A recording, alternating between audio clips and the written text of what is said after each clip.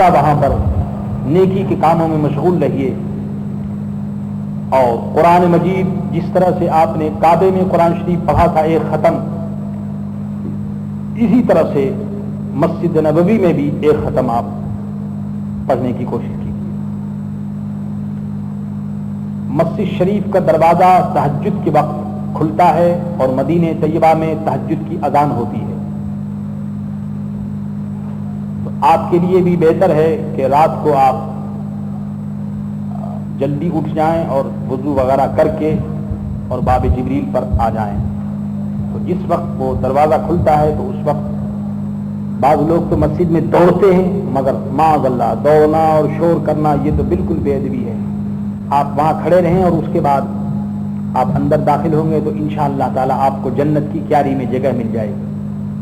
بس جنت کی کیاری میں وہیں. اور جب مسجد شریف میں جائیں تو حضور صلی اللہ علیہ وسلم کو سلام عرض کریں. جنت کی کیاری میں وہیں بیٹھ جائیں، وہیں پر تہجد پڑھیے، نفل پڑھیے، قرآن شریف پڑھیے، نماز پڑھیے. ایک موقع تو یہ ہے، اور دوسرا موقع یہ ہے کہ صبح کی نماز کے بعد جب یہ سورج نکل جاتا ہے تو لوگ ناشتے کے لیے ادھر ادھر باہر جاتے ہیں. تو جب لوگ ناشتے کے لیے باہر جائیں گے تو اس وقت آپ کو موقع ملے گا. مسجد میں تھوڑی جگہ خالی ہو جاتی ہے تو اس وقت آپ کو چاہیے کہ آپ مسجد میں آ جائیں، کیونکہ کھانے پینے کے لیے تو دن بہت سے موجود ہے دنیا میں، کھائیں گے پیئیں گے، لیکن کوشش یہی کیجیے کہ جنت کی کیاری میں بیٹھ کر کے اور وہاں پر تلاوت کیجیے اور سرکار دو عالم صلی اللہ تعالی علیہ وسلم پر درود پڑھیے. اس کے ساتھ ساتھ یہ بھی خیال رکھیے کہ پانچوں وقت نماز کے بعد حضور صلی اللہ علیہ وسلم کے سامنے سلام کے لیے حاضر ہونا چاہیے. صبح اور شام تو ضرور حاضر ہو، لیکن پانچوں وقت حاضری بہت ضروری ہے. اس کے ساتھ ساتھ یہ بھی خیال رکھیے کہ شہر میں یا شہر سے باہر جہاں کہیں بھی آپ جائیں اور حضور صلی اللہ علیہ وسلم کا اگر روضہ، دلوں کی حالت کو جانتے ہیں کہ میری بارگاہ میں جو آنے والا ہے اس کے دل میں کیا ہے، اس لیے 40 نماز آپ وہاں پڑھیں. انشاءاللہ تعالی مدینہ طیبہ میں علماء سے بھی آپ کی ملاقات ہوگی. اور مسجد نبوی میں آپ دیکھیں گے بہت سے فقراء، علماء، اولیاء کاملین بھی ہوتے ہیں. تو ان کی خدمت میں بھی اگر موقع ہو تو ان سے بھی مصافحہ کر لیجئے، ادب کے ساتھ ہاتھ چوم لیجئے، ان سے دعا کرائیے. بہرحال انشاءاللہ تعالی اس کا موقع بھی اللہ تعالیٰ نے چاہا تو آپ کو ملے گا. اور اس طریقے سے آپ 8 دن یا 10 دن جو بھی اللہ تعالیٰ دے آپ مدینہ طیبہ میں گزاریے. ایک بات کا اور بھی خیال رکھیے کہ جنت کی کیاری میں وہاں کئی پلر ہیں، ستون لگے ہوئے جنت کی کیاری میں پلر. تو یہ سب بڑے مبارک پلر ہیں، بڑے مبارک ستون ہیں. جس طرح سے آپ یہ دیکھتے ہیں سوسائٹی میں یہ ستون بنے ہوئے ہیں تو وہ بہت اونچے ستون ہیں، ترکوں کے زمانے کے بنے ہوئے، اور ترکوں نے وہ ستون مبارک بنائے ہیں.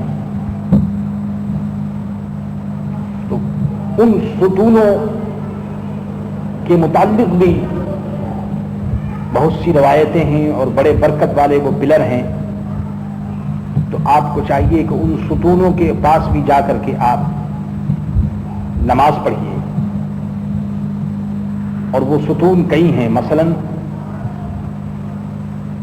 ایک ستون جس کو استوان حنانہ، جہاں ممبر شریف ہے اور ممبر شریف جہاں مصلی ہے سرکار دو عالم صلی اللہ علیہ وسلم کا، جہاں حضور صلی اللہ علیہ وسلم نماز پڑھاتے تھے، تو اس مصلی پر بھی اللہ تعالیٰ آپ کو موقع دے تو وہاں پر بھی آپ نماز پڑھ لیں. اور اسی کے مصلی کے آگے وہ جگہ ہے، ستون بنا ہوا ہے، اس کو کہتے ہیں استوان حنانہ. وہ واقعہ بھی آپ نے سنا ہوگا کہ حضور صلی اللہ تعالیٰ علیہ وسلم پہلے ایک ممبر پر بیٹھتے تھے، وہ کھجور کا تھا. تو جب دوسرا ممبر بنا تو وہ کھجور رونے لگا، تو اس کھجور کو وہیں دفن کر دیا گیا، اس ممبر کو. تو اس وہیں پر ایک پلر بنایا گیا، اس کو کہتے ہیں استوان حنانہ. اسی طریقے سے دوسرا ستون پلر ہے اس کو کہتے ہیں استوان عائشہ. یہ جو پلر ہے ستون، یہ حضور صلی اللہ تعالی علیہ وسلم کے روضے سے تیسرے نمبر پر ہے. خوب یاد رکھیے، جب آپ ریاض جنہ میں حاضر ہوں گے اور جب آپ کھڑے ہوں گے تو بائیں طرف جو ہے وہ سرکار دو عالم صلی اللہ علیہ وسلم کا روضہ ہوگا، اور رائٹ کی طرف جو ہے وہ منبر ہوگا. منبر تو منبر شریف اور روضہ شریف کے بیچ میں جو جگہ ہے یہی جنت کی کیاری ہے، اور اسی میں یہ تمام پلر ہیں. تو ایک پلر استوان حنانہ ہے جو ابھی میں نے بتایا، اور دوسرا جو استوان عائشہ یہ تیسرے نمبر پہ ہے، حضور کے روضے سے تیسرے نمبر پر ہے. یہاں پر بھی آپ نماز پڑھیں. اس کے بعد ایک پلر ہے جس کو کہتے ہیں استوان توبہ. یہاں ایک صحابی کی توبہ قبول ہوئی تھی، یہ دوسرے نمبر پہ، حضور کے روضے سے دوسرے نمبر پر ہے. وہاں موقع ملے تو وہاں ہر ستون اور ہر پلر کے سامنے آپ نماز پڑھیے. موقع ملے تو کبھی اس پلر سے ایسے کر کے اس کو چمٹ جائیے، اس کو سینے سے لگا لیجئے، کیونکہ بھائی وہ تو جنت ہے، اور جنت میں جانے کے بعد تو آپ جانتے ہیں کہ پھر کیا آدمی کا حال ہو سکتا ہے. تو اس لیے اللہ تعالیٰ سے دعا کیجیے کہ الہ العالمین تو نے اپنے پیارے نبی صلی اللہ تعالیٰ علیہ وسلم کی حاضری کی توفیق عطا فرمائی اور جنت میں ہم آ گئے. اب اس کی برکت سے اس دنیا میں جو جنت ہے آخرت میں وہ بھی عطا فرمانا، اور انشاءاللہ تعالیٰ سرکار دو عالم صلی اللہ تعالیٰ علیہ وسلم کی برکت سے وہ جگہ بھی ملے گی. تو یہ سب ستون ہیں، ہر ستون کے سامنے آپ نماز پڑھیں گے، اور وہ ستون کے اوپر لکھا ہوا ہے یہ کون سا ستون ہے. تو وہ ستون ایک تو یہ ہے استوان حنانہ، دوسرا ستون ہے استوان عائشہ، اور تیسرا ہے استوان توبہ، اور چوتھا استوانہ ہے جہاں پر سریر، جہاں پر سرکار دو عالم صلی اللہ تعالیٰ علیہ وسلم تشریف رکھتے تھے. اور ایک اور ستون استوان علی، جہاں حضرت علی کرم اللہ تعالیٰ وجہہ سرکار دو عالم صلی اللہ علیہ وسلم کی خدمت کرتے تھے. ایک ستون ہے جس کو کہتے ہیں وفود، جہاں پر ڈپوٹیشن جب باہر سے آتا تھا تو حضور صلی اللہ علیہ وسلم ان سے ملتے تھے. ایک ہے استوان جبریل، جب جبریل امین اکثر یہیں پر آتے تھے. ایک ہے استوان تہجد، یہاں سرکار دو عالم صلی اللہ تعالیٰ علیہ وسلم تہجد کی نماز پڑھتے تھے. یہ سب جگہ وہاں پر آپ کو ملے گی. ان تمام جگہوں پر آپ نمازیں پڑھیے، درود شریف پڑھیے، کیونکہ وہاں پر تو نماز کے بعد سب سے بہتر جو چیز ہے وہ درود شریف ہے. رات دن درود شریف پڑھیے. اس کے علاوہ اللہ تعالیٰ اگر آپ کو موقع دے، اور ضرور موقع دے گا، تو جنت البقیع شریف جو وہاں سے قریب ہے،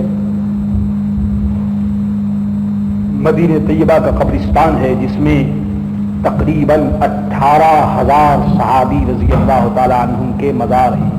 18,000 مزار وہاں اس زمین میں صحابی وہاں موجود ہیں. وہاں پر آپ جائیے اور جا کر کے وہاں پر بھی آپ سلام عرض کریں. ایک ایک جو صحابی کا آپ کو نام معلوم ہو جائے سب کے اوپر فاتحہ پڑھیے، اور جہاں جہاں وہ معلم آپ کو سب لے جائے گا اسی جنت البقیع میں حضرت عثمان غنی رضی اللہ تعالیٰ عنہ کا مزار شریف ہے. اسی جنت البقیع میں حضرت فاطمہ رضی اللہ تعالیٰ عنہ، حضرت حسن رضی اللہ تعالیٰ عنہ اور حضرت عباس کا قبہ وہاں موجود ہے. اہل بیت اطہار کا قبہ وہاں موجود ہے. سرکار دو عالم صلی اللہ علیہ وسلم کی پھوپھی حضرت صفیہ رضی اللہ تعالیٰ عنہ، ان کا وہاں مزار ہے. تو وہ تو پھر ایک ایک انچ جو جگہ آپ دیکھیں گے وہاں مزار ہی مزار ہے. وہاں کس چیز کی کمی ہے؟ سب پر فاتحہ پڑھیے اور اللہ سے دعا کیجیے کہ الہ العالمین اگر موت ہو تو پھر مدینہ طیبہ میں اللہ تعالیٰ اگر موت نصیب فرمائے تو اس سے بڑھ کے اور کیا بات ہے. کیونکہ مدینہ طیبہ کی موت سے تو اور دنیا میں کیا چیز اس سے بہتر ہو سکتی ہے. باقی مدینہ طیبہ میں جا کر کے اور گھر کی بات کرنی، موریشس کی بات کرنی، ادھر ادھر کی بات کرنی، یہ سب فضول ہے. بعض لوگ ایسا بھی کرتے ہیں کہ وہاں جلدی جلدی پوچھتے ہیں ہم کو کب جلدی جانا ہے، یہاں سے جلدی موریشس جانا ہے، گھر جانا ہے. تو یہ سب بڑی بد نصیبی کی بات ہے. مدینہ طیبہ میں ایسی بات نہیں کرنی چاہیے. جانا تو ہی ہے ایک دن. اللہ اکبر. اس طریقے سے عزیز و دوستو آپ وہاں پر اپنا وقت گزارے. اور اعلیٰ حضرت کا یہ شعر یاد رکھیے. اعلیٰ حضرت نے عرض کیا ہے, عرض کرتے ہیں کہ حاجیو آؤ شاہ کا روضہ دیکھو, حاجیو آؤ شاہ کا روضہ دیکھو, کعبہ تو دیکھ چکے کعبے کا کعبہ دیکھو, کعبہ تو دیکھ چکے کعبے کا کعبہ دیکھو. تو کعبے کے کعبہ حضرت محمد مصطفیٰ صلی اللہ تعالی علیہ وسلم کی بارگاہ میں آپ حاضر ہو گئے. اس رات دن جی بھر کر کے خوب اچھی طرح حضور صلی اللہ تعالی علیہ وسلم کے روضے کو آپ دیکھیے. بقی شریف میں جائیے, پھر احد شریف جہاں پر یہ